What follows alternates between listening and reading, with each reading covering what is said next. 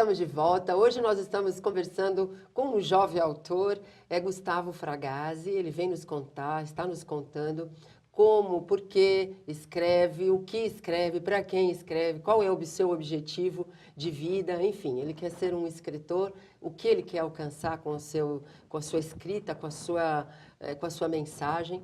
Mas antes de nós retomarmos essa conversa com o Gustavo, gostaríamos de convidar você a nos auxiliar a levar essas mensagens tão importantes a lugares distantes, a pessoas que não têm acesso à informação, ao consolo, enfim. Né? Você pode nos auxiliar associando-se ao Clube Amigos da Boa Nova, 0800 12 18 38, para que nós cheguemos a esses lugares com mais qualidade e alcancemos esse nosso objetivo que é, além de divulgar a doutrina dos espíritos, fazer com que as pessoas sejam mais felizes, convivam melhor, vivam melhor. 0800 12 18 38 é a forma como você pode colaborar conosco. Nós agradecemos a sua colaboração. Bom, Gustavo, nós também queremos colaboração para editar livro, né? Mas antes de chegar nisso, né, a gente gostaria de falar com você o seguinte. Você falou que desde criança, ou desde que você leu aquele Muro Pichado, né, você pensa em mudar o mundo. O que é mudar o mundo para você, Gustavo? Eu acho que mudar o mundo é aquilo que a gente acaba vendo bastante, né? Mudar uma pessoa de cada vez. Sim. Quando eu era menor, eu não sabia como. Né? Eu queria mudar o mundo, então sempre que eu ia no mercado, eu pedia para minha mãe colocar uma moedinha naquelas caixinhas de coleta.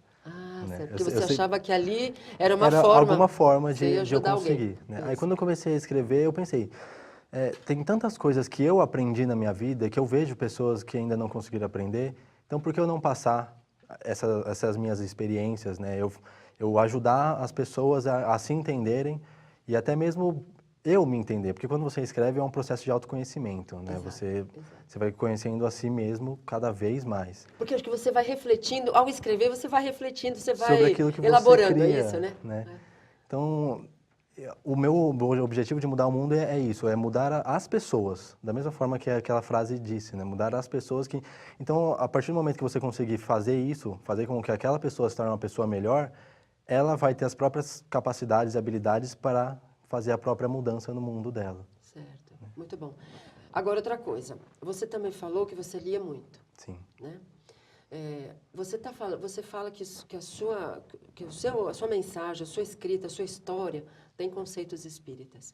Mas você não leu só livros espíritas? Não. Então, dá uma referência para nós. Você não precisa dizer o nome dos livros, mas que tipo de livros que você leu que te estimularam ou que te ajudaram nesse processo para você começar a escrever? Livros espíritas mesmo eu li muito poucos, né? Eu entrei no espiritismo, já era adolescente e tal, não nasci em família espírita. Certo. Mas em questão de livros não espíritas, o que é o livro da minha vida, assim, a série da minha vida é Harry Potter, que eu cresci com, né? Sim. Eu tinha a mesma idade dos livros que foram lançando.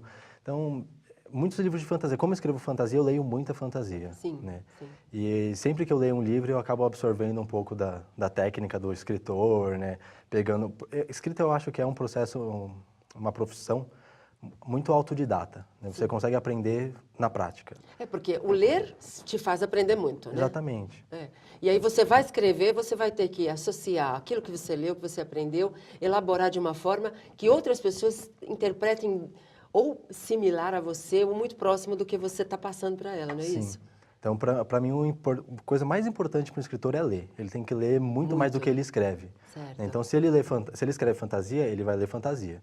Se ele escreve autoajuda, ele lê autoajuda. Mas ele tem que ler muitos autores para ele pegar os diferentes estilos de técnica. Sim. Né? Então, eu leio Harry Potter, Senhor dos Anéis, Crônicas de Nárnia, todos esses livros. Certo. Mas a doutrina espírita também te ajuda a colocar os conceitos na história. Sim. Aí a doutrina espírita eu sempre estudei ela. Tem que entrar nisso também. Eu sempre estudei bastante, o espiritismo, fiz os cursos, né? Então, eu procuro sempre me aprofundar no espiritismo para eu poder levar aquilo para a história e conseguir criar um jeito diferente de passar a mensagem que não acabe rotulando. Né? Certo.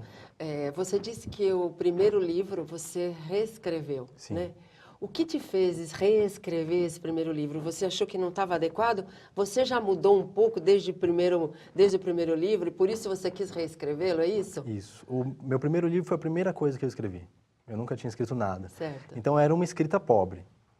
Comparado ao que eu escrevo hoje, era muito pobre. Era adequada à sua situação naquele momento, Exatamente, né? Então, depois dele, eu escrevi outros 3 livros, os 2 livros e mais dezenas e centenas de textos. Então, eu aprimorei muito a minha escrita, né? Então, aí, como eu estava buscando uma outra editora, eu resolvi reescrever ele para transformar ele num livro muito melhor, que ele ficou realmente muito melhor do que era o primeiro. Porque o espírita, fazendo associação com o espírita, quando nós começamos na doutrina e a gente lê os livros da codificação, a gente meio que lê só, né?